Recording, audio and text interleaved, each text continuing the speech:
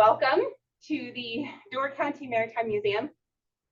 How many of you have been here before? Awesome. How many of you have not been here before for speaker series and this is your first one?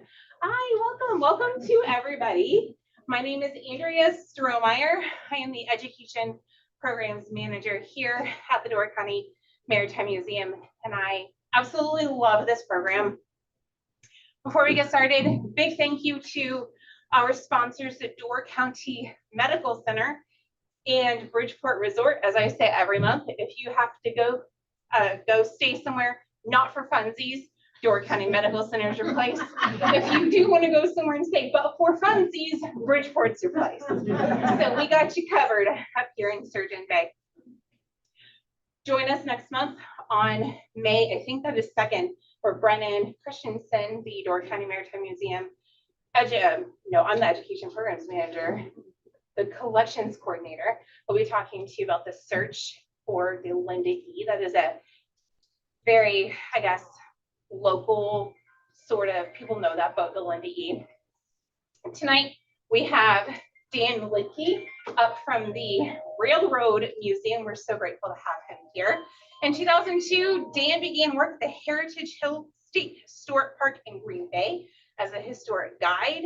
He then became the Education Supervisor and found his way into trains in 2008, found his way over to the Railroad Museum, where he has just done some amazing things. And with that, I'm going to turn it over to Dan.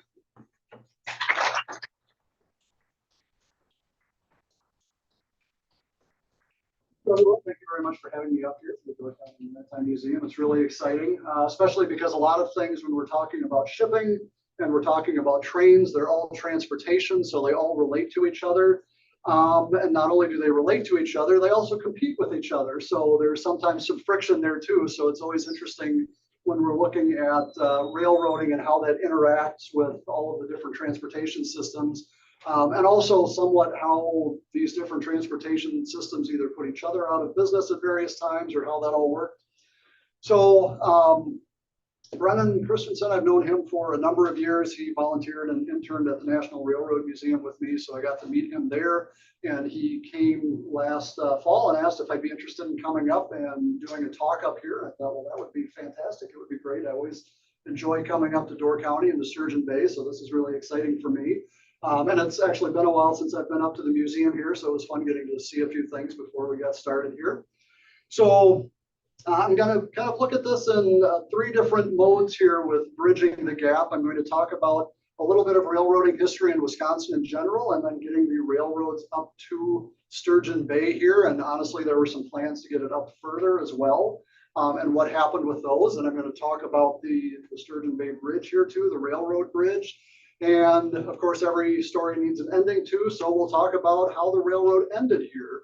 And what was really interesting as I was doing the research for this, right here in Door County, this was the last county to get rail service. And then it was also the first county to lose rail service. So it had a really interesting history with things here, but definitely a very important one as well. So when we're looking at the history of railroading in Wisconsin, it really does start quite early. It starts even before Wisconsin becomes a state. So these are some of the earliest railroads here. The Milwaukee and Waukesha Railroad was the first one to get a charter. And that name may not sound familiar to you, but what it ends up becoming is a lot of what has become the Milwaukee or the Chicago, Milwaukee, St. Paul and Pacific. So becoming the Milwaukee Road. So when that started in 47, it didn't keep that name for very long. It became the Milwaukee and Mississippi. And really, this was what our first passenger train system was here in Wisconsin. And really, it was focusing on getting people from Lake Michigan out further into Wisconsin. So the first passenger train was on February 25th in 1851. And it was basically a 20-mile trip. So, which at the time was pretty good. So they had gotten their charter first in 47. And by the time things got rolling, literally, it was a few years later. And they had 1 passenger and 1 freight train that would go daily. So that was our real start here to railroading in Wisconsin. And then, of course, you have some of these other lines, which then lasted much longer, both with Chicago Northwestern, the Milwaukee Road, Green Bay, and Western. And we're very familiar with those in Green Bay, especially with the Railroad Museum. Those are our main lines coming up. And it was very exciting, too, when the Chicago Northwestern system just came to the state to begin with. And then for coming up into Green Bay, we finally got it in the 1860s, and then they came up further. So each time this happened, it not only brought in new immigrants coming into the area, brought in new people settling into the area, helping people create these new businesses. But then it also was helping these businesses by transporting and moving things around. So a lot of wheat was transported that way too. So the freight was also very important. So not only bringing new people into the area, but really helping those businesses that were here already. So we did have some potential railroads that were going to come up, not only through Sturgeon Bay, but move up a little further here into the area. And what's kind of interesting, I always like looking at history because we can see these things that are still happening today going on in history. So we still have our newspapers, our media being big influences on things. And one of the first railroads that was coming up here was the Wisconsin Peninsula Railway. They were the first one that wanted to come up. And actually, I'll show you this map here. So this is kind of the route it wanted to take. So it did want to go all the way up to the tip. They really did want to bring it up here. But one of the things they really found that they had competition with was not only the shipping industries, because, of course, if this is your main source of business with your shipping, you don't want a competitor to come in that's going to take away your business. I mean, for a lot of people, this is their livelihood. We don't want to lose this. And they had a lot of folks that were not only related to them, but then in with the press, so with the Advocate, the Door County Advocate. So it's like, hey, why don't you say that the railroads are not that good? Right? They're not that good. We don't really need them. It's fine to just keep the boats. That's fine. So this one really was squashed. The shipping industry wasn't interested with the newspaper backing them. It didn't happen. So it was going to go originally through Green Bay, coming up Sturgeon Bay, and then up all the way eventually to Liberty Grove. So that was kind of the first one. That was proposed in May of 1881. So that was the first real proposed one. And then, of course, the first one that flopped. So it didn't work out. And that was kind of a theme for a while. A couple others here that were possibly going to start, the Milwaukee, Lakeshore, and Western. They got as far as surveying, so they did make it a little further. They didn't make it any more than that. The Fond du Lac Portage and Sturgeon Bay.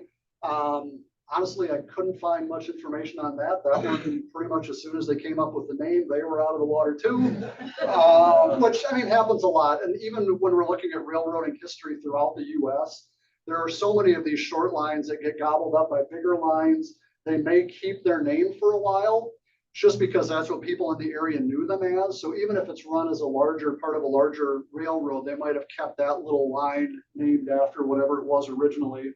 And then this one was kind of an interesting one because they thought, well, you know what, if we work with the shipping company, if we get this going too, the Wisconsin Railway and Navigation Company, they proposed in 1885, maybe this will work. Maybe we can be friends and work. Spoiler alert, they didn't work. It's the same type of thing. The shipping industry still had strong ties with the newspaper, and it didn't go through. There was still a lot of advertising against it. So of course, when it was coming for support, for money and things, it just didn't make it. And the line kind of would have looked like this. So this one's going a little more through Luxembourg and then curving up, which a lot of the railroads ended up doing this. The Ahnapee and Western later kind of follows this route, and then it terminates in Sturgeon Bay. So any of the other railroads really weren't looking at moving further up. They figured Sturgeon Bay is probably about as far as we're going to get, and then we're going to end there. This was kind of an interesting one, the Wisconsin Midland Railway. And again, I'll show you the map here. Basically follows the same route as the last one. They did get a little further. They got more funding. And that's kind of where they ended. They had about $40,000, I think, dollars in, yeah, about 35 they asked for in bonds, and they ended up raising 40,000. So they did have enough money to go. They just never built anything. So it's again one of these great ideas. They got it to the point where they had the money, and then it fizzled out. So they finally made it over that hurdle of the competition. They had the money, and then they just fizzled out. There was competition from elsewhere. So the money went back to the county and back to Sturgeon Bay. So all the money went back that was dedicated to them. So no one lost out anything other than no railroad.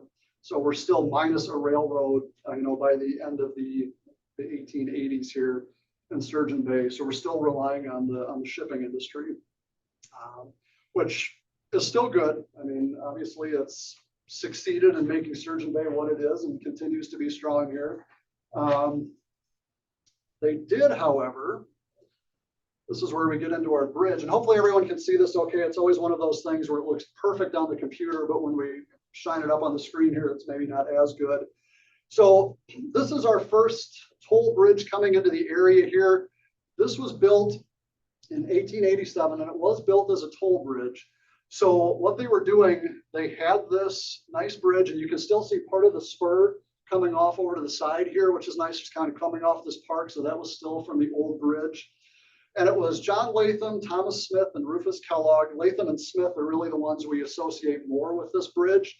And they had gotten a 20-year or 25-year charter for the bridge. So they had built this going across the canal here. And what it was all a timber frame bridge. And it was really neat. I'm just going to take this and wander now. Right now is my stand-up comedian routine where I put this away and start walking around. So we've got our bridge here. You've got it coming across. We've got our little spur, and then you can see our swing bridge here section. Because yes, we do need a bridge connecting over to the other side, but we still have all these ships coming through. We have to make sure this waterway is navigable. So we have this nice section here. We've got this good bridge. It's wide enough for horse and wagons to go across. We have a pedestrian section there, and we have this nice swing bridge that will go across. Now, what was interesting with the swing bridge, yes, it was mechanical, obviously, to get it to move, but it was hand cranked. So, you can imagine, I mean, we always look at these things when we're talking about, tenders for lighthouses or other things or bridge tenders. This adds the extra bonus of, hey, guess what? Not only do you get to work on this cool bridge and make sure it's okay, but you're going to get a good workout too, because every time a ship comes through, now you have to hand crank this and turn it so it goes. And this was built by the Milwaukee Bridge and Iron Works. And honestly, this bridge is very important, not only for what it did here for Sturgeon Bay here for the community, for getting people across and making that transportation happen, but then it still didn't impact our shipping going across here too. And then, of course, you have to charge people for going on this bridge. And we do have records from the Door County Advocate, the newspaper.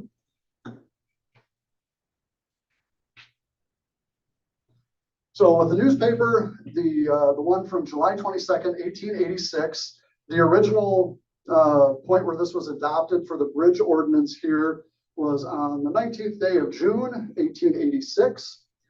So then in July, they published this monthly, the same thing, so making sure everyone knew it. So they had the ordinance of how this bridge was going to operate, who was going to do it.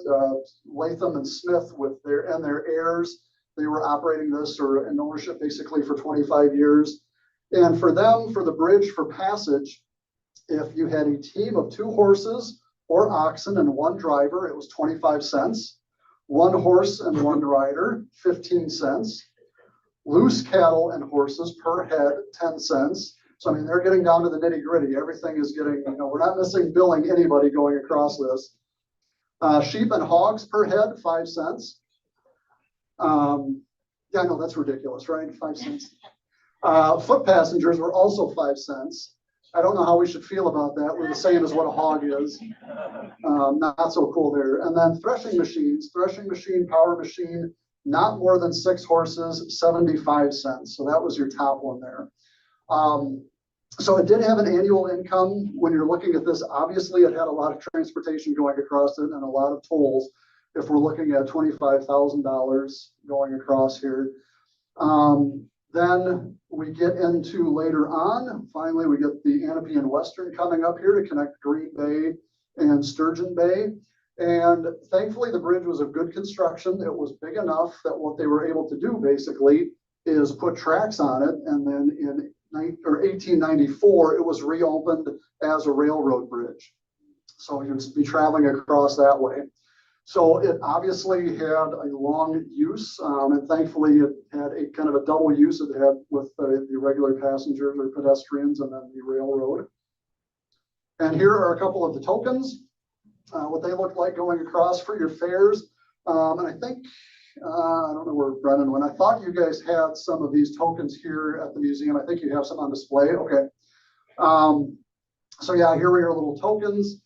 So for your one fare going across for the Sturgeon Bay Bridge. So it's always cool when we have these little artifacts. You know, it's one thing to talk about these things, but it's really great when you have the object actually in the collection and you get to see these and have that part of history and it's not lost forever. So it's really neat that we get this. So the bridge was very important to the area. And then especially when we get now into our Ahnapee and Western railroad coming up and adding that transportation. So this really was the first successful railroad that made it up to Sturgeon Bay. And they worked heavily again with the shipping industry. So as things were coming off of the docks, they were getting loaded onto the trains. And this one was incorporated in 1890. They did end up working a lot with the Green Bay and Western and coming down. So we had people, actually one of the founders of our museum, Vern Bushman, I was talking with someone earlier about him. He worked for the railroad. He started off working for the railroad and then eventually bought it in the 40s. And what this did, I do have a nice little map here too. So this connected up through, you're coming up here. I wander around again. So you're coming up, you know, you do have the Green Bay and Western kind of coming out of here. You've got Casco Junction. You're coming along Ahnapee and Algoma, which was kind of interesting because I always wondered where the Ahnapee and Western got its name, where Ahnapee was. Well, Algoma used to be called Ahnapee, and then the town changed names, and that was something but then it made sense. I didn't know that for the longest time, and then it all made sense. Coming up through Forestville, Maplewood, and then up into Sturgeon Bay. And here again, you can see your two sides of Sturgeon Bay with the little cut across here. So the Ahnapee and Western, very, very important that way. And the line itself was only 35 or 34.5 miles long.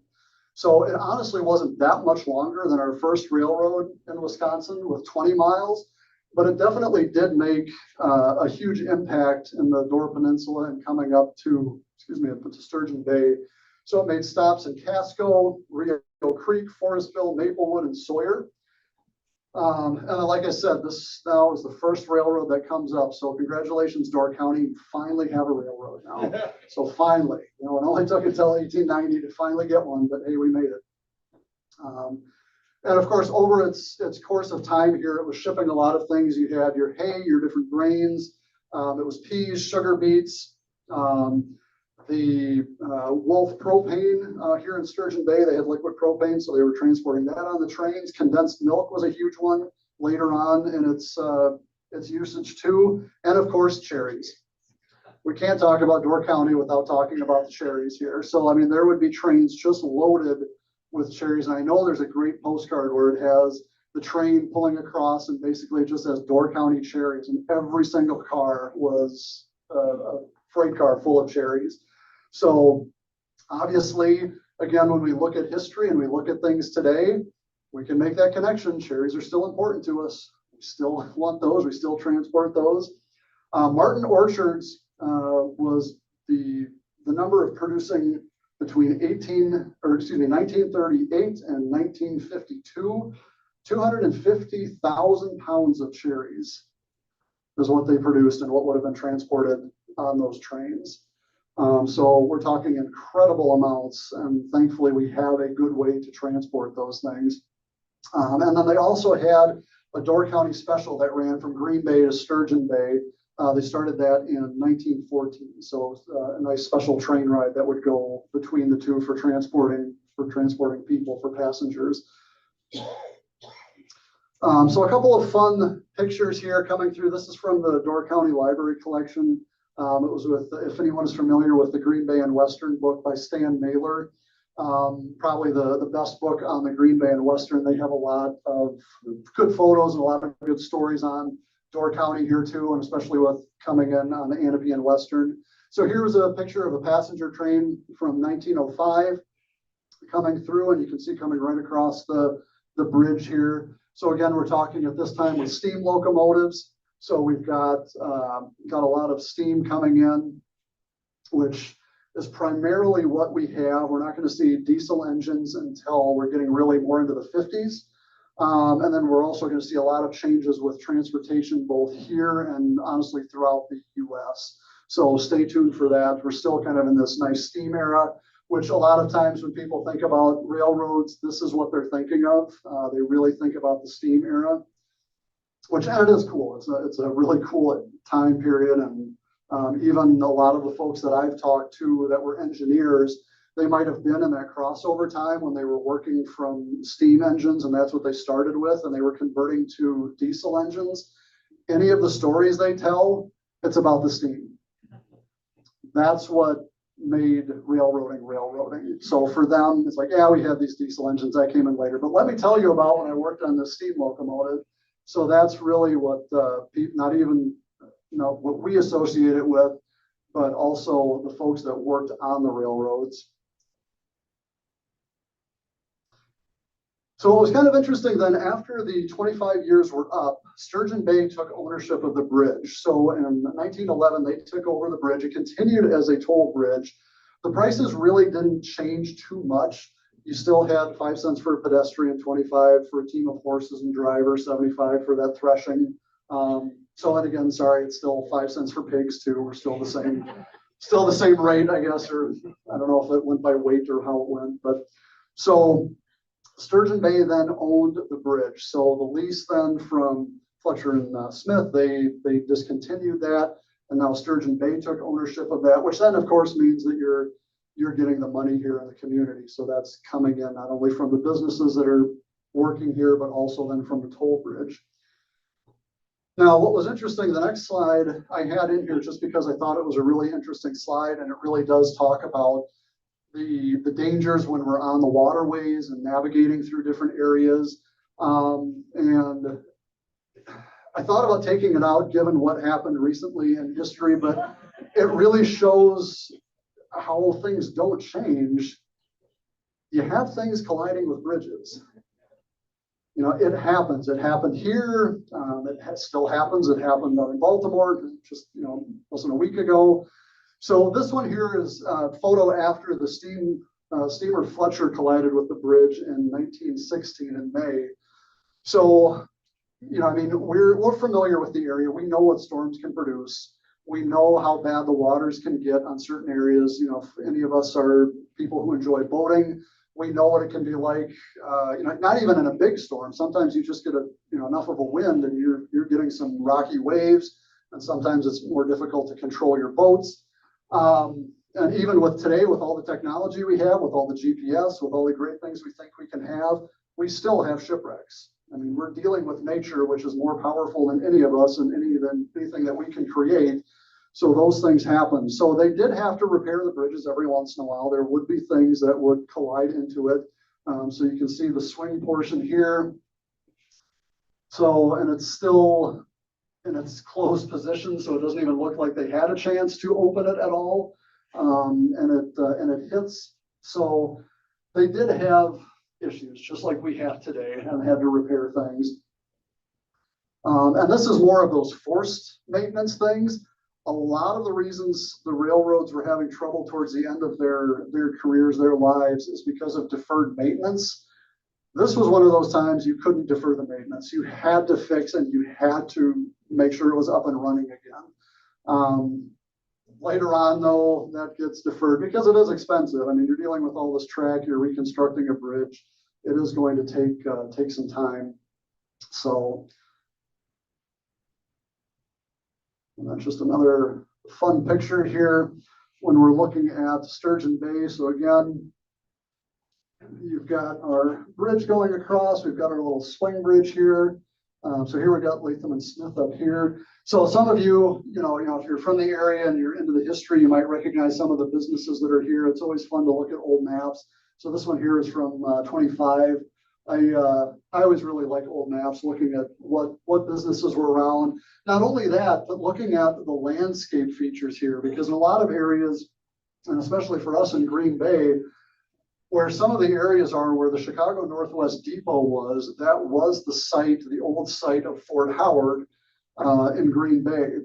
Well, if you're looking at old maps of the area, you're looking at where Fort Howard was, and then you look at a map, even when the railroad is there, the riverway looks a little different. So when the fort was being pulled out, when they were disassembling things and the railroad came up and bought the reservation there, the fort reservation, they filled in a lot of area. So when you're looking at that, the riverfront, I mean, not only over the years you have it washing away, but there's a lot of different areas. So even when you're looking at maps from 25 years, the landscape is going to change. Some of the areas where I think where the granary was, Brennan was saying there was more fill over there that was brought in and on this site. So things change as we're adapting, as we're building, as we're growing, which is a good thing too. Obviously, we want to grow, we want to keep moving. And Sturgeon Bay is definitely moving on with that. And when we're looking at 1925 here, when we're looking at Sturgeon Bay and the area compared to all of Wisconsin, 20s were really kind of the heyday and the height of railroading in Wisconsin. So that is when we have the most railroad companies operating through here. We had the most mileage of track. It was about 7,500 miles of track throughout the whole state. And that's really kind of our peak when we're looking at the 1920s. So sorry to be a downer, but from now on, we're going to go downhill now. It's just how it is. We've hit our peak now in the 20s. We're doing really well, but now we're going to start getting into some changes, both in technology, both in our economy, both in transportation. So things are going to be changing. One of the things that changes, when we're talking about the future of growth, you went ahead and you made yourselves a new bridge. So we've got the Michigan Street Bridge coming in. So we've got that in 1931. So we have a new transportation method. The old bridge was still used for the railroad, so it still operated the same way for the railroad, but it was solely for that purpose. Still had the swing bridge there so we could get through. And what I thought was really interesting when we see this, they sold the bridge. So you sold the bridge for a whopping $1 to the Ahnapee and Western. Which I guess was probably a good thing, because if it would have been a higher price, the railroad might have not been able to purchase, which would have killed the railroad here sooner. So they obviously wanted to invest, and they thought this was a good way to invest in the railroad, was to just sell the bridge to them. Not only do you get to use the bridge here, Ahnapee and Western, but you also get to upkeep it now. So now they incur all that cost, and Sturgeon Bay here doesn't really have to worry about that, which is fine. Yep.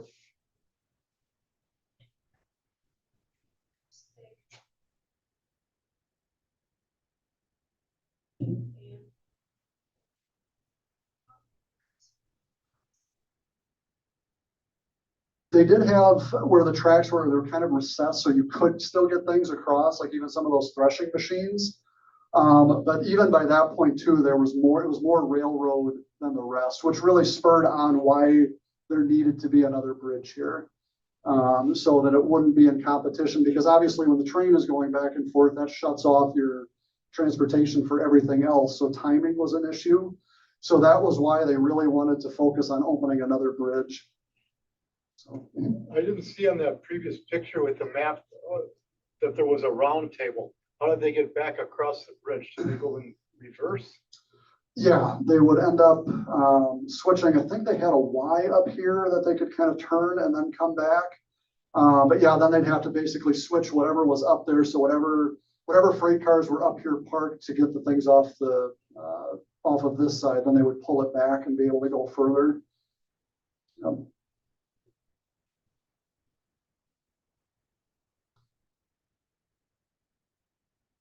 So here now we've got our old bridge and then a picture of the new bridge. So again, we're still have our tracks. This is a more recent one too here. So we've got the swing bridge, and then you've got your main thoroughfare here.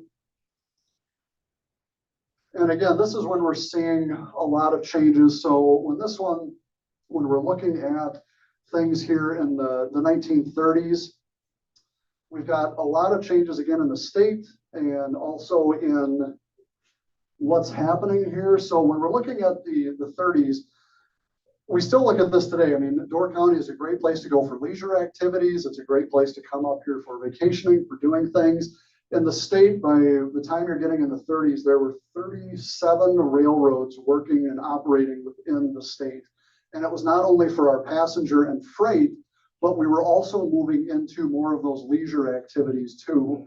So not only did we have things just transporting people from place to place, but we had hunting trains. Now we had trains that you could get on and sportsmen could go to different areas and they could go hunting. So they had specific trains to do that. So they were going north. There was one that was going, the Milwaukee Road had what was called the Fisherman's Special and the Northwoods Hiawatha in the 30s. So they're taking people up, and they were going to Star Lake, Wisconsin. There were sports trains. So when we talk about, I always am interested in talking about Camp Randall near Madison. And for me, I'm more interested in talking about it when we're looking at the Civil War area, because it was a camp that was set up for enlistment purposes and training soldiers. So when we're talking about it in the sports sense, that's where it got the name. But we have Milwaukee Road transporting people to, it was called the Varsity Train, and that was bringing people to Madison for the sporting events. So it was, we had people in the 40s and 50s taking the trains to go see the Packers. So a lot of different things. We had new passenger cars, dining cars, sleeping cars. And what's really cool too is we had chapel trains. So to get to some of the areas, we had missionary trains that are going around in the early 1900s, late 1800s. And then we've also got a nice connection to Chicago now. So if you're coming in even from Sturgeon Bay here, you're coming down and hitting Green Bay, you can take the trains down from there to get to Chicago. And then pretty much the world is your oyster once you get to Chicago. You can take anywhere from there. So you've got in the 30s a lot of changing here. And we still see a lot of freight moving with lead mining. We've still got a lot of grains being transported. Logging, obviously, in northern Wisconsin is huge for that. Agriculture. Of course, we talked about cherries, and we can't be, ignoring the other great thing that Wisconsin does here for us is beer. So we're transporting a lot of beer also. There were specific trains coming out of Milwaukee for that. And then postage, mail. So we've got that coming, and that's exciting for us here. We just finished restoring a post office car at the museum, and we have it on display now. So we're talking about postage, talking about transporting mail, and we still transport packages and mail on trains now, which is not to the extent that we did. But we can really see how reliant we were on the railroads, not just here in the Door County area and Sturgeon Bay, but throughout Wisconsin and throughout the US. So all of those things really played a huge part of it. Sadly, the passenger side of things didn't last as long. So in 37, the passenger train ended here. We still had freight continuing on. So the passenger side of things ended. It was kind of interesting too, and this was something I had learned actually from talking with someone who, again, Vern Bushman, who bought out the Ahnapee and Western. His daughter, I had the chance to talk with her, and she remembers all the trips coming up to Sturgeon Bay, going to the depot, all the times going back and forth. Her aunt and uncle actually were operating the depot. And she remembers the German POWs that were transported around up here to work in the fields and work on the cherry orchards and things. And I mean, I kind of heard of some of the German POWs up here, but she had a fun story that she remembers when she was up here. And actually, I've got a picture here from another picture from the Green Bay and Western book. These were all German POWs in 45 that were being on the trains. And she remembers the trains going by and these guys hanging out the window and waving at everybody, and they were just happy. They were on this train ride. They were going to work. You know, yes, they were prisoners, but they're not getting shot at. They're not in war. This was, you know, considerably better. And she remembers her aunt saying, "Don't wave at them. They're scared. Don't wave at them." But they're just trying to be friendly. They're happy, and we don't wave at them. So that was kind of a fun story, I thought, because, you know, after I had learned about this, I actually got to speak with someone who remembers that. And maybe you've talked to people too who remember some of these stories when this was going on. A relative or something has told you a story. And honestly, this is the fun part of being involved with history of any kind, whether you're at the Maritime Museum, at the Railroad Museum, whatever kind of history you're doing. It's the stories like this, because this makes a connection for us. I have family in Germany, and I have family that was here at the time. So I had family fighting on both sides during World War II. So it's always interesting when you hear little stories like this, and this makes things real and you get a connection then. So it's really fun. Was anyone have stories like this when they were here?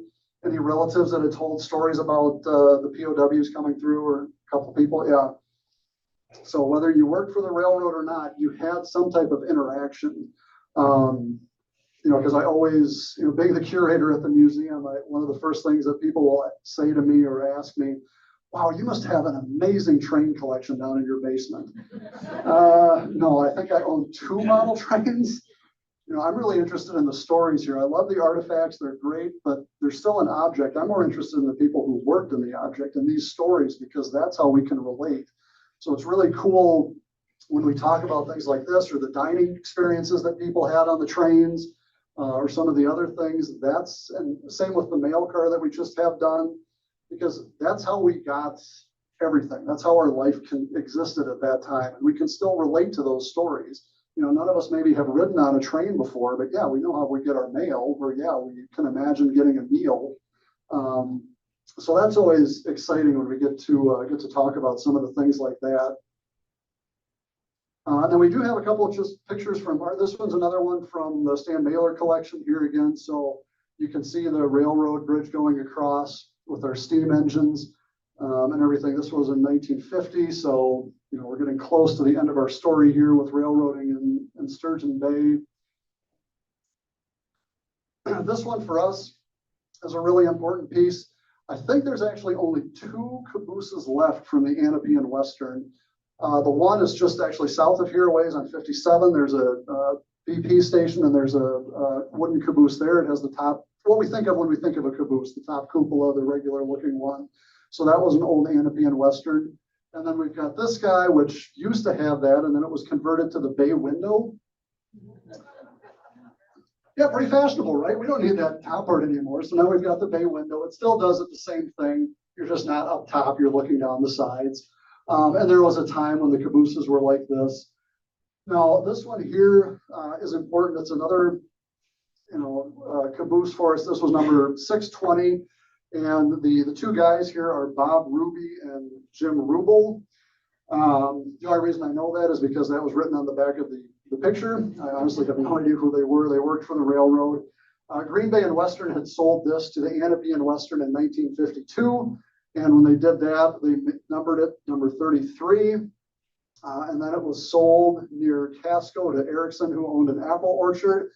And then it came to the National Railroad Museum.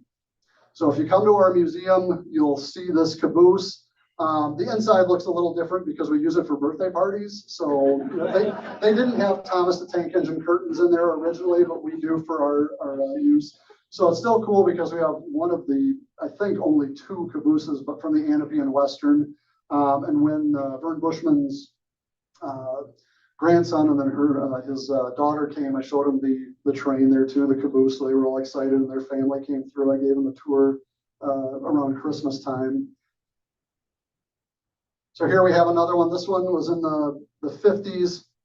So we're looking at our steam locomotives. This was the Ahnapee and Western 260 here in Sturgeon Bay. We have another one here with the 351. Now, this is important because we're getting into the 50s now, and things are going to start converting from steam into diesel. So we're moving up in our technology too. So we're changing a little bit. So Ahnapee and Western is investing. They're still investing in their their product. By this time, Vern Bushman and his brother had purchased the railroad, so they were operating. They had actually a company in Green Bay. They worked with veneers and other things with wood, so they were transporting a lot by the company there.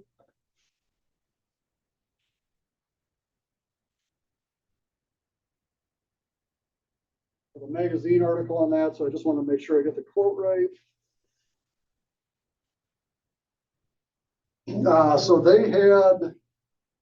They had purchased it.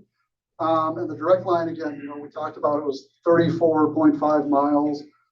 It serviced 75 industrial customers, and it annually distributed about 150,000 tons of freight, not only delivering it from other railroads, but just around in the area here too.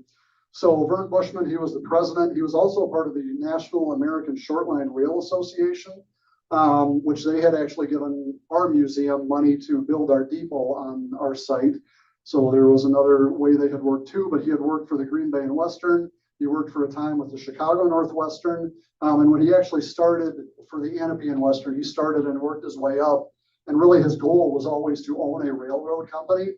And he ended up being able to buy it out. So, not many of us can say we were able to start from that and buy it out. And then one of the few color photos I have seen of a steam locomotive going across the bridge. This was actually from one of our board members, Andy Laurent. This was part of his collection. But I think the Door County Historical Society either has it now or has a copy. So this was the Green Bay and Western going across our railroad bridge here but again, it's one of the few color photos. And now we're getting towards the way end here, but we see a diesel engine. So we've moved from steam. We've got our diesel engine. We still have our freight. Actually, we've got one of the cool red. I don't know if this one is ours or one of the other ones, but our little side, our bay window cabooses here. Now, again, normally you're not going to see it in the middle of a train, but however, they were connecting the trains when they went across to connect. And I don't think at that point they were too concerned about where the caboose was. They just needed to get the freight across. So they've got all this. We've got some of our Green Bay and Western freight cars here too. But again, with our Ahnapee and Western have moved on now into the steam, which honestly didn't last too long by the time here because they're going to end up kind of closing up everything. Because sadly then the bridge was condemned in '68, so it was no longer for service. They were not going to service it anymore. And then the last train here was from '69, coming out of Sturgeon Bay. And I mean, honestly, it wasn't the last train in general from Sturgeon Bay. It was in '69. And then even for us in Green Bay, our last passenger train was in '71. So we're seeing a lot of changes here. Not only in the 50s did you have changes with the technology moving from steam to diesel, but you also had a lot more competition with how you were transporting things. Because after the war, we have General Eisenhower, who's over in Europe, and he's seeing all these different road systems that Europe has and the Autobahn in Germany. Well, when he comes back and ends up becoming president, he signs the Interstate and Highway Act, which again is great news for us here because it opened up all these great roads, opened up all these interstates. But for trains, not so great because now you have all these different ways that people can travel. So they can do by truck, they can do by bus, they can have their own vehicle. When we think about Americans, we don't always focus on mass transit because we want to be independent. We want to have our own vehicle. Well, that definitely affected the railroads because if people aren't wanting to go on this mass transit, what do we do now? So all of those, and of course, not only are we traveling on land and we have all the boats in the area here, now we've got things going above the land and we've got airplanes that are coming into service too. So a lot of these changes in the 50s really impacted railroading. And then later on there were tons of different railroad commissions, these different rules. They tried regulating things. They tried the government taking over. That was a whole mess. That could be a whole lecture on its own. Then it went back to the private companies. So there were all these changes that really affected what we're talking about with railroading, not only in Wisconsin, but in the US too. So we're looking at a lot of these changes coming in. Amtrak then, so as a lot of these railroads are going out of service, and like when we talk about the end of the service here in 69 for Sturgeon Bay, end of passenger travel for Green Bay, even in 71, Amtrak is starting up in 71. They're taking over most of these lines and using them for service. So that is a huge change. And then, like I talked about in a little bit, like when the ship hit the bridge, well, costs are expensive. And if you don't have as many people like using your railroad for freight or for passenger travel, you can't always afford to fix your tracks. You can't afford to fix your hardware, your cars and everything, your rolling stock. So there was a lot of deferred maintenance, and eventually that catches up. It's just like at home when you're not fixing something, you're trying to get it to limp along. Well, eventually that cost is only going to go up when you actually have to repair it. So that affected things. And then when I talked about at the heyday where we had about 7,000 miles of track, if we look now, the last statistic here that I had was from 2021. For Wisconsin, we have 3,482 miles of track. So, when we're looking at, again, it was the 20s, and 100 years later, we're about half of what the track through the state was. We still have Amtrak in the area here. So we still have Amtrak. We have Canadian National, Canadian Pacific. Those are our biggies, Union Pacific. We do have some shorter rail lines here too. And again, we still are using the railroad heavily for, mostly for freight. I mean, obviously in bigger areas, we have passengers. A lot of times in different areas, we have these little excursion trains, which are always cool, but that's primarily where you're getting a lot of your passenger travel. Amtrak has that. Going through across the US. And then if we're looking at looking at across the US here, we still have about 40% of intercity freight being hauled on the railroad, which is still a huge amount when we think about a lot of the things during COVID when everything was in lockdown and no one could get anything because all the boats were locked up on the coasts, which meant that those containers couldn't get offloaded onto the trains, which meant that those couldn't go to intermodal stations to get put into semis, which then couldn't find their way into Walmart and McDonald's and all those other things. So we still rely a lot, not only on our shipping, so all the great shipping things that we have here, we still rely on trains. They still all work in tandem and work together. But if one of those things isn't operating, it definitely affects everything else. So we have seen a big change with that. And it's estimated now, again, these are pretty much the up-to-date statistics here, about 1.7 billion tons annually of freight. And across the US, we have 140,000 miles of rail. So, when you think we've got, a little over 3,000 here in Wisconsin, when you think about all of the US, how much we have, yeah, it might seem like a little bit, but we're still an important piece of the whole puzzle here when we're hauling things. And especially when you were looking at a few years ago when they were fracking in North Dakota, I mean, there was a ton of sand that was coming through Wisconsin, coming through northern Minnesota. So, I mean, you saw freight trains constantly running for that. And then when that kind of stopped, well, now what do we do now? We still have all this stuff that we need to move. We still have all this stuff we need to do. So it's just like with any economy, it changes and moves along. But hopefully you've seen how important Sturgeon Bay was, and obviously still is, because you're still doing a lot of business with things, how the railroad impacted the town here. Still how railroading affects us today. I mean, we still have a lot that we need to get transported around.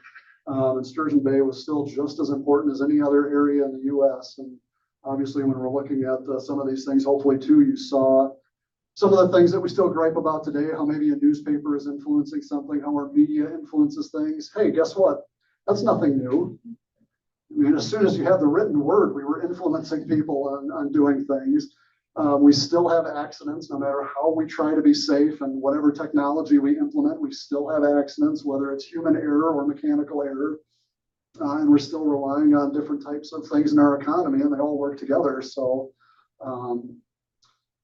so hopefully hopefully you've enjoyed that. I enjoyed getting a little more into some of the history here in Sturgeon Bay. I've always enjoyed coming up here and coming through, so it was really fun to look at an aspect of that, and especially since it has a lot of connections for us at the National Railroad Museum, both with Vern Bushman operating the Ahnapee and Western and working here, and some of the other things and some of the connections we have.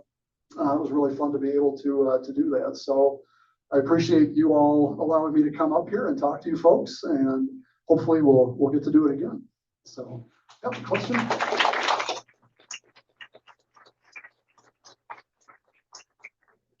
Yep. You're talking about how a trade turns around. You don't sell a lie or something like that. But owned by the Christian Corporation, which is part of the big, very big ship as well. Some yards belong to the Christian Corporation. Belong to the business people. Okay. You gotta go with all specific. Okay. Anyhow, down there was a huge round table. Oh, was it? Okay. The trains would go on there and they spin it around and drive it back off, go the other way. Okay. And my first cousin, girl, happened back in the 50s, I believe it was. I was kind of young as where she was too. They were playing on that round table on Good Friday. She got her leg, her knee caught in it. She was turning it or something or other. She ended up in the hospital. She had surgery on her knee. And it was a very critical thing at that time, back in the 50s or 60s. That happened. And I can vividly remember what happened. I wasn't there, but heard so many stories about it. Then the other person on the caboose, Jim Robo, he rented from my mom and dad in our house. Okay. We had a duplex. He lived upstairs. Him and his wife Eddie lived rented from us. Jim was going to take me on a train ride someday to Castle Junction and back. So he's in the caboose. We were going to conductor or something. Buster was another guy that was also worked together on the train. And every other day, they would go out, not every day, but they went out. And then they had to go work. It was 3 in the afternoon. Sometimes they get back at 1 or 2 in the morning. So they kept going there and back. So, yeah, I know. Yeah, these are the great parts about when you're doing the stories, because then you get these extra stories that you get to hear. And that was something with oral histories that we. Hey, Dan, we've got some questions from some people online, but one of the pieces of feedback is, can we like hand the mic off to whoever? Is that possible? If Brennan, hi, can you please be the microphone passer? Thank you.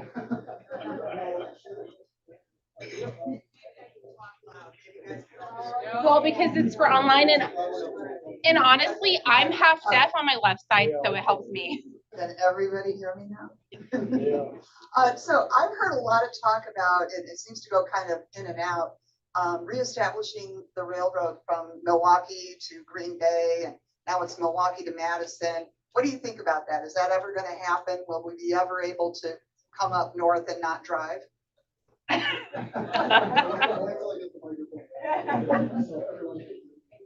Oh, brother, can everyone hear me if I'm? It's online people, and I can't, I'm half deaf. No, that's fine. I'm literally. Yeah, so the question with our high-speed rail, and this is always an interesting one because a lot of, again, one of those great things in history that hasn't changed, no matter what the topic is, it is highly politicized. So depending on which side of the aisle you sit or how you're going to support some things. So with the high-speed rail, there are different groups here in Wisconsin that are working towards trying to help develop that. I know there's been money that's come into the state at various times to do that. One of the challenges with that is a lot of the infrastructure that was there with the railroads, the routes that they would take, a lot of those were pulled out for rails to trails programs, which are fantastic because we have them in Green Bay and it's wonderful and I love using those. So a lot of that, there's a lot of that infrastructure things. I know they are working on, I'm trying to remember now, I think they're at the discussion point of working on doing an assessment for developing what they would need to do to survey and to do some of these other things.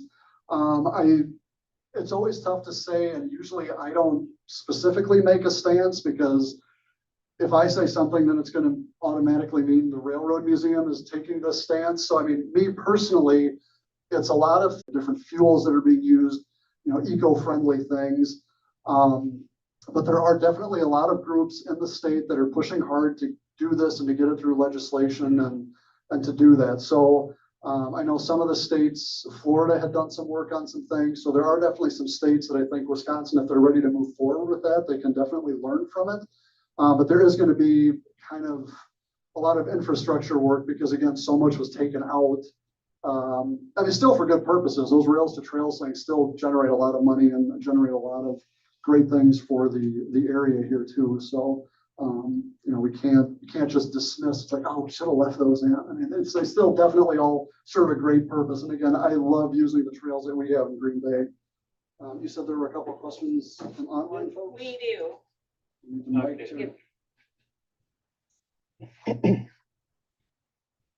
So Lisa Laborde asked, well, you talked about the depot on 3rd Street while you were in the middle of the presentation.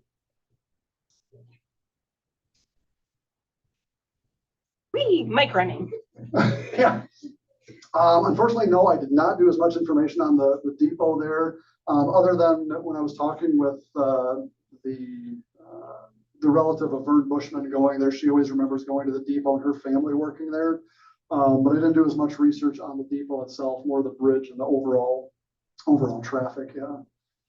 So I apologize, Lisa, I didn't do If you're interested, you can certainly contact the museum, and this goes for everyone too. If you go onto our website where our staff listing is, you're certainly welcome to email me with other questions and things. I'm happy to get back to you, either myself or our educator, because I know with any of these, even for me, it sparks other questions of, oh, I wonder how they did this, or so.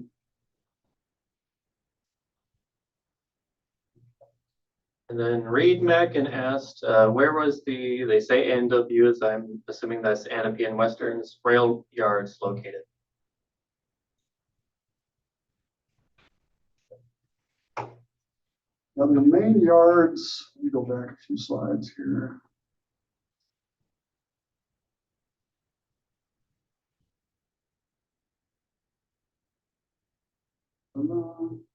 Oops.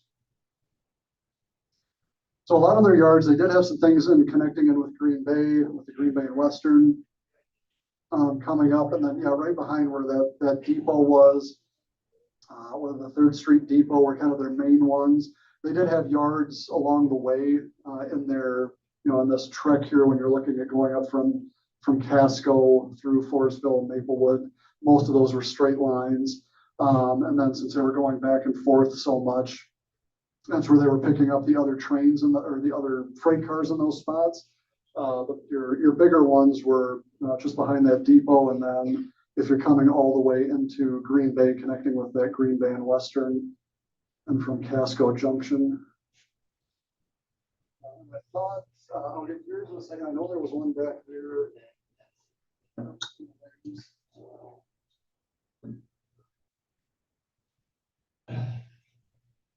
We're getting our steps in. Yeah. Yeah, I just want to say that as a young man, I worked for the Ahnapee and Western Railroad, and cool. I used to turn that bridge there. And that was real.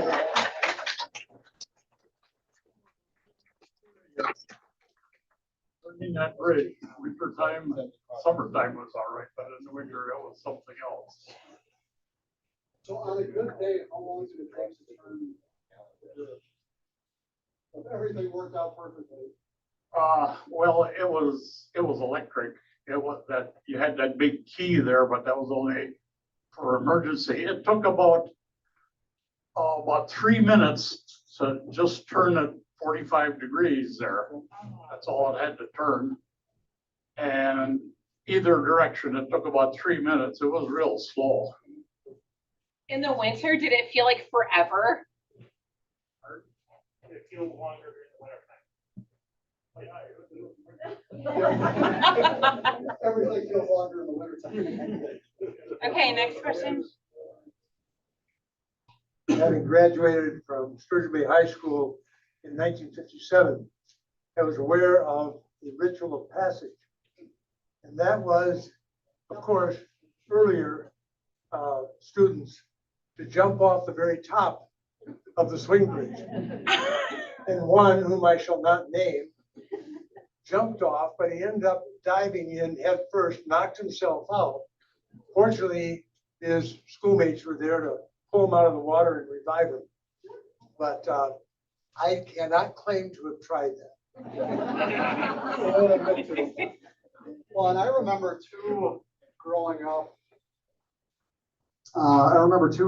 and this is a thing you never think of as a kid, you know, doing these things, but definitely after working at the Railroad Museum and having a little more experience with safety and things. But I always remember walking across the railroad trestles. I remember, yeah, people jumping off. I never did the jumping off part. I walked back and forth on them.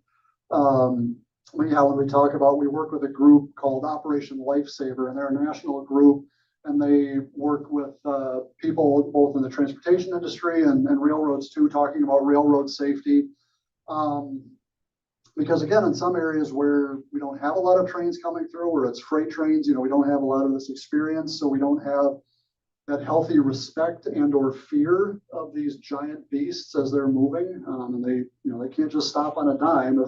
So they have all these great programs. So we'll talk about those things. So when we're going across our bridges at the Railroad Museum for our tours, that's something I always talk about too when we're going across, because one is you're going across the bridge, that bridge disappears. It looks like you're floating across because it's only wide enough for the train. So it's a good opportunity to talk about some of those safety things. I don't mention when there are kids on board that I did some of those stupid things because I don't think they should learn from that experience. But yeah, I know that's a thing. Let's stick one over there and we'll get yours. I went to college in College Station, Texas, which is named so because there was a train station at the college. Get it? College Station. And the train went clean through the western portion of our campus. And if you were late to class, what you would do is you would park way over in the boonies, especially if you're a freshman, and then try to time it to jump between the cars in order to get to class. So the campus put up a fence so that people couldn't do that anymore, because as you can might imagine, some of those didn't end all that great. Talking about safety issues. Okay, we have one more question online. Do I remember correctly that ships going through the open draw on the Michigan Street Bridge had to adjust to line up with the opening of the railroad bridge?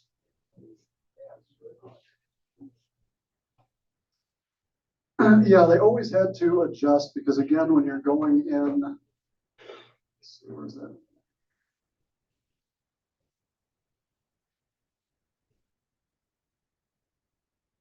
Because when you're coming, I mean, one, you have to make sure you're hitting your mark well enough here to get up and go in. So there's always going to be a little extra navigation. And I mean, think about the one picture we saw where they hit the bridge. I mean, this one wasn't even here yet, and they managed to hit the bridge, a fairly large object. So yeah, you definitely had to take that slow. I mean, it wasn't like you're going through the locks into pier or doing anything different like that, but yeah, you're kind of going in straight at one angle, having to go off a little ways, and then to make it up. No. And then still. Do you know what happened to the 2 diesel engines? No, I don't. That's a really good question. I think one of them got scrapped. Which is unfortunate with a lot of the pieces. There are a lot of things where we can track these pieces, and you think that these are huge pieces of rolling stock. They can't just disappear. Sometimes they do. They just get taken off the roster. Sometimes they get sold to other companies, and then whatever they do with them. So I mean, we've got some engines at the Railroad Museum where they've gone through 3 different companies before they come to us. But yeah, I think a lot of them got scrapped if they didn't have service anymore. I haven't seen any rosters of them getting transferred to another railroad and staying. I think some of them ended up getting used by the Green Bay and Western, but then I don't know where they went from there. The Green Bay and Western does have a pretty good roster of their rolling stock that you can kind of track. But the other thing that is kind of tricky too, like the caboose, when the new railroad takes over and takes that, they change the number. So sometimes, yeah, it's the same engine, but the number has changed. So they don't always, unless they've documented it somewhere, you can't always track what happened. It literally kind of disappears. And that's been the case with a couple of our cars. One of our passenger cars, we know part of the history, but it's like it just kind of appeared one day. It's like I know it obviously got used somewhere, but I can't find a number for it. So yeah, there are weird little hiccups like that occasionally too. Is there another? And then you had your hand up, somebody. Those 2 diesel engines went to Mexico. They were, Woohoo. yeah, well, they went. They're still in South right now. They were General Electric 60-ton locomotives. Well, there were some because we had run it was used by a company, Southern Pacific, that it came up and was used, Green Bay and Western, then it ended up getting used by the paper company like Fort Howard for a while, and then ended up coming to the museum. So I mean, that's another example of it going all across the US, getting numbers switched every time, paint schemes switched every time. In the early 1970s, there was a remnant of the Ahnapee and Western that operated as a little passenger short line, and it ran from somewhere near Algoma, I think, to Rio Creek. Is that pretty close to right? It was a switch engine. It was a little switch engine that pulled it, and may have had one car. And then the other observation, I think you said that the city sold the bridge to the Ahnapee and Western in 1911 for $1. If I remember right, Irv Bushman sold it back to the city in the early 1970s, and the city was responsible for paying to get it taken out. Yeah. Yeah, because at the end, I remember they have it on here. Brennan gets to skip gym day tomorrow. I know it's like a relay. We're just gonna. I thought I had it on here when it was closing. Oops. Yeah, because then they were responsible when they were removing the swing gate or the swing bridge section in '73. Yeah, so after the railroad was done, basically up here, which is another great little story here. The Sturgeon Bay had a great opportunity. They got a bridge, they got it sold off, so they didn't have to manage it for a while. And then at the tail end, when it becomes most expensive, they get it back again. All right, we'll do 2 more questions and then we got to start wrapping it up. Any more questions? Everyone's just excited to be in a nice warm place after all. Valid. I saw your hand up a second ago, right? Someone in the middle? I could have sworn. No? I have not a question, but a comment. A good friend of mine from Sturgeon Bay, who shall remain unnamed, and when it was determined that the bridge was going to be dismantled for scrap, he and a friend were talking about it and said, well, there's a plaque up at the top that said built by Milwaukee Bridge and Iron and whatever the date was, and they thought that should not go to scrap.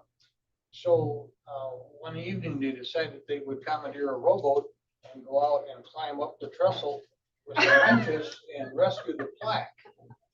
And not realizing how heavy it was, it got away from them and ding, ding, ding, ding, down the middle where it went, landed flat in the rowboat. If it had come down on edge, it had cut the boat in half. And so they were able to get it secured.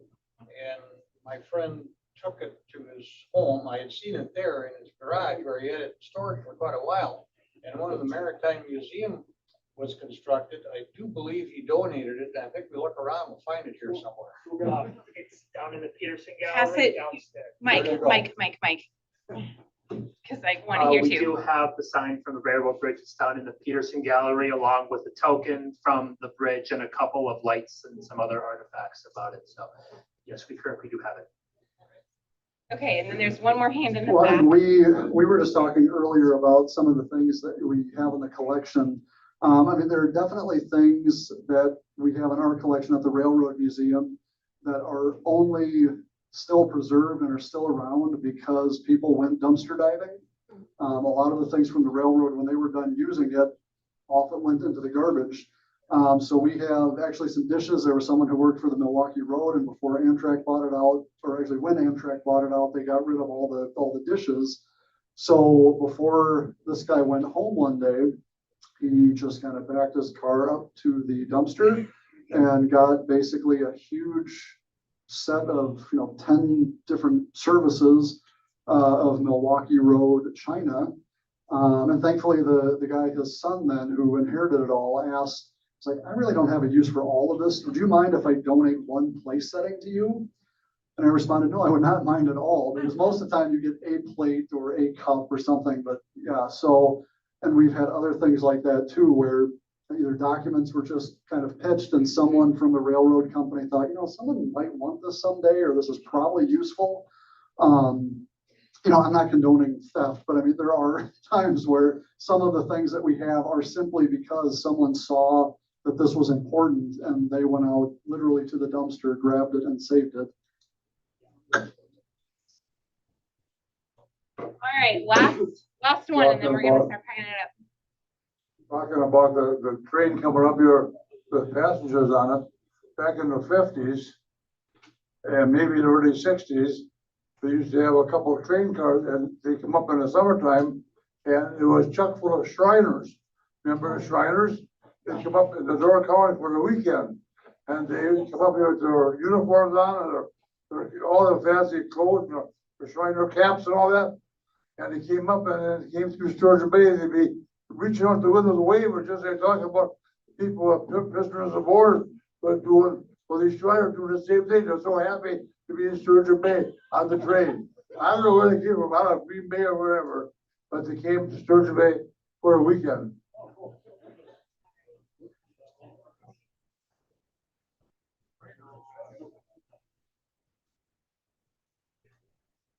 All right, big thank you to Dan tonight. Thank you so much.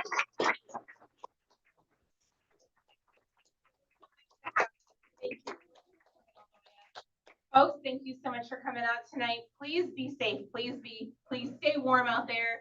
And we'll see you in May for Brennan's talk about the disappearance and the search for the Linda E. Good night, everybody. Thank you, everybody.